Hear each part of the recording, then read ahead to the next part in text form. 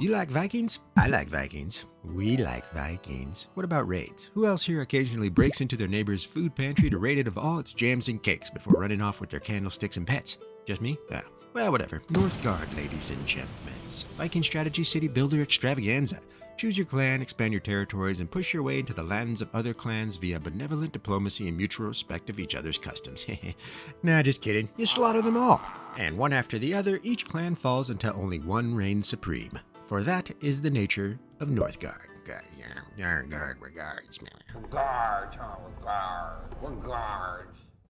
Welcome, fellow gamers. Jarek Defiler, the Patient Gamer, here to take a quick first impressions look at Northgard by indie French studio Shiro Games, the same dudes that did the fantastic Wartales. Take a look at my previous video if you haven't already, because that game is phenomenal. But unlike the RPG strategy mercenary company builder that is Wartales, Northgard is a Viking-themed city builder with some RTS elements. That's real-time strategy for those who might not be familiar. But this isn't your standard RTS or city builder for that matter. No siree, it's actually fairly unique in that you occupy zones and are limited to how many buildings you can have in each. In order to expand your territories, you have to send out scouts to, well, scout the surrounding regions before you can claim a new territory by spending some of your food that you've gathered. Interesting concept. Now, unlike other strategy games, you don't actually build units in Northgard. Instead, your main hub, the little Viking upside-down boat thingy, will periodically pop out a villager here and there. You then assign these villagers to specific professions. You can make them healers, warriors, woodcutters, miners, and so on. But what you can't make them is subscribers. That has to be you. So be sure to like, share this video, and subscribe to your favorite succulent patient gamer. Me. Now, the interesting thing is, villagers aren't locked into any specific professions in Northgard. These dudes and dudettes aren't your stereotypical middle-class American dad stuck in a career he hates, barely scraping by, living paycheck to paycheck, coming home every day after a 12-hour shift with resentment in his heart and cobwebs in his loins because his vision is clouded with regret for not taking a risk and pursuing the things he loves and making it work, instead opting to go the stable, familiar, and more comfortable route in order to provide for his family. Slowly his mind falters, his resolve wanes, and one day he wakes up, sees an empty shell of a man staring back at him in the mirror. Jowls sagging, eyes half dead, and an ever-creasing amount of chest fat to top it all off. How did I get here?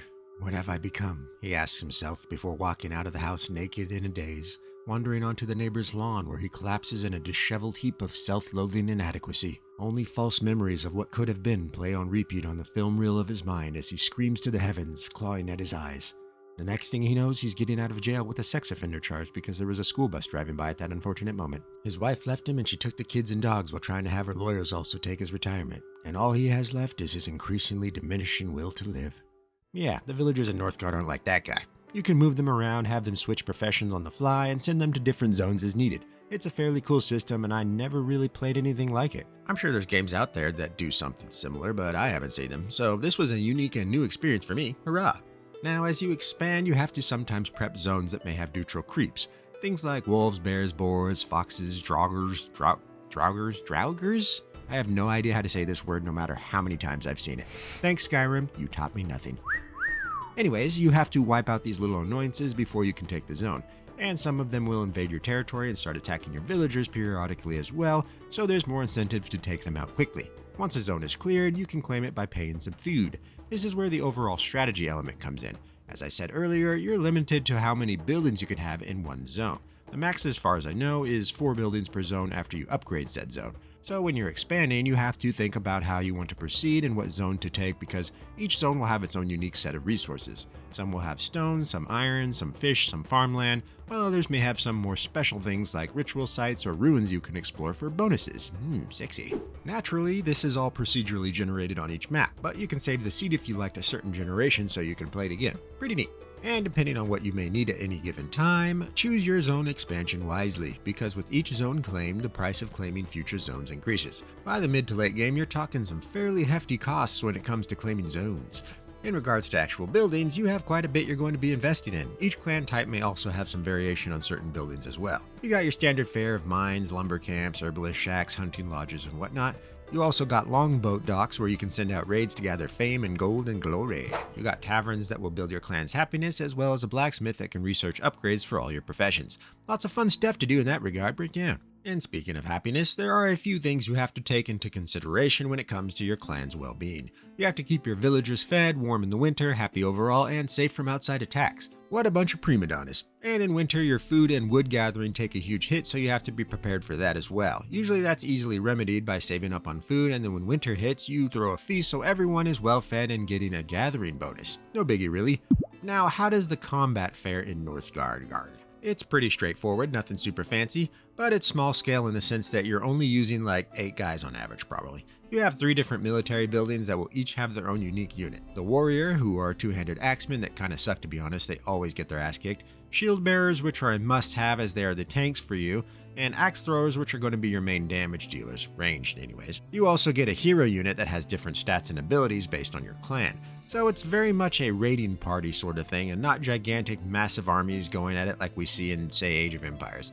I guess you could say it's a Warcraft 3 kind of deal, which is cool. So you move your little raiding party around and wipe out any enemy forces in a zone, which then opens it up for you to claim. Upon taking a zone away from a rival clan, their buildings will begin to burn, but if you claim the territory fast enough, you can actually send a villager in to repair the buildings and take them as your own, or destroy them for some resources, albeit a little bit of resources. Now it's fairly handy either way, and that's the main gameplay loop pretty much, ladies and gents, but there's other mechanics as well, such as trading. You can build a market and trade post to trade with neutral factions or other clans if you're willing. You can also buy resources you may need, albeit in a very limited capacity.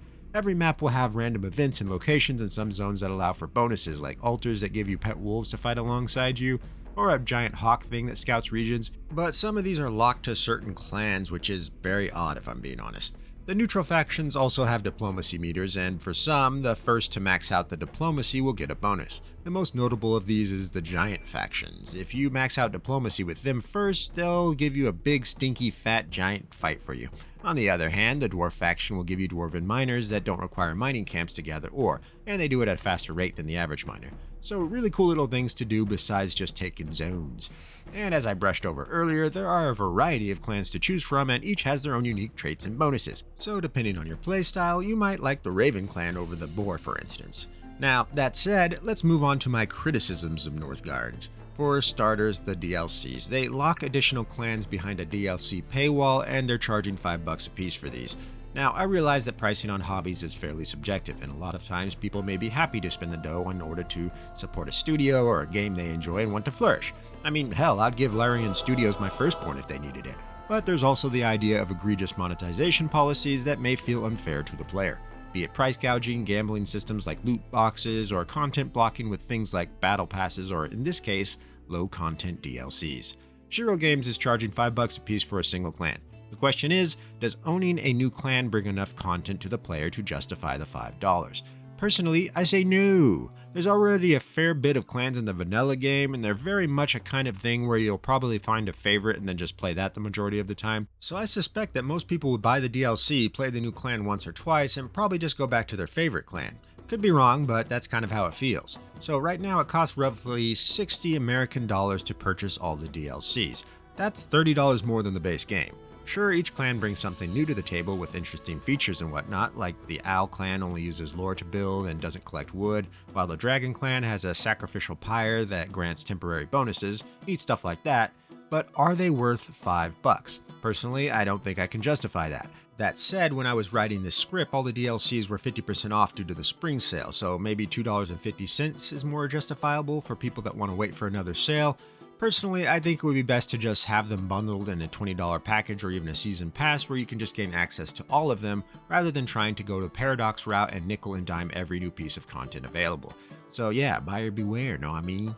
Next, there are some issues of resource scarcity, mainly in that of stone. You have to have stone to upgrade virtually everything, as each building can be upgraded to a higher tier, and it's very rare, only available on a few select zones, and this just really hinders the pacing once you get around to mid-game. Things start to feel a bit geriatric-y. Sure, you can use markets to purchase stone, but even that has a timer where it will slowly have a maximum amount of stone replenished that you buy out immediately, and then just wait for it to replenish again one at a time so you can buy more.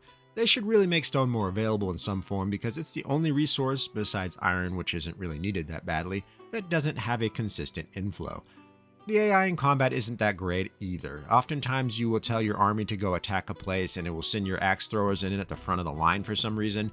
These are your weakest units as far as defenses go, so you have to micromanage a lot of times, lest you lose your main damage dealers. Not a big deal breaker, just a bit annoying because the entire game revolves around automation, and although you always have the option to micromanage some things, it shouldn't be a must. There does seem to be some imbalances with the clan DLCs. I only see this from reviews as I haven't bought any of the DLCs, but that seems to be a big criticism among players. As far as the vanilla clans go, I've played them all and haven't had any noticeable balance issues. Granted, this is just a first impressions, and I play pretty much on the easiest difficulty with my little brother, so can't speak on harder difficulties. When playing some of the campaigns, the rival clans can be a bit oppressive. Like, why they make Vikings so aggressive, I have no idea. But it may be a free-for-all map, yet they'll all target you kind of thing, you know, the player. I was constantly getting attacked by 3 different clans non-stop, and it was just a pain. Granted, that's not always what happens, but it does happen. Map RNG can screw you at times. As I stated before, the maps are procedurally generated using seeds, and we did have a couple maps where we would get locked in together as allies, meaning only one of us could take a single zone that would completely block the other off from further expanding onto the rest of the map. Bit frustrating, but not super common to be fair.